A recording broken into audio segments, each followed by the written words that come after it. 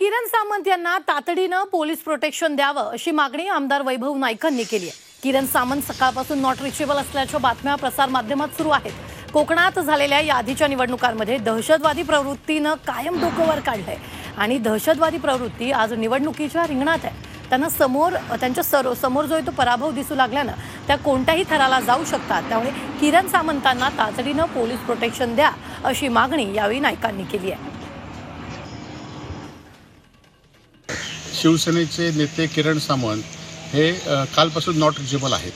आज खरं तर पोलिसांना आम्ही महासंचालकांना एक पत्राद्वारे निवेदन दिलं आहे की किरण सामंतांना निवडणुकीनंतर ताबडतोब पोलीस संरक्षण देण्यात यावे।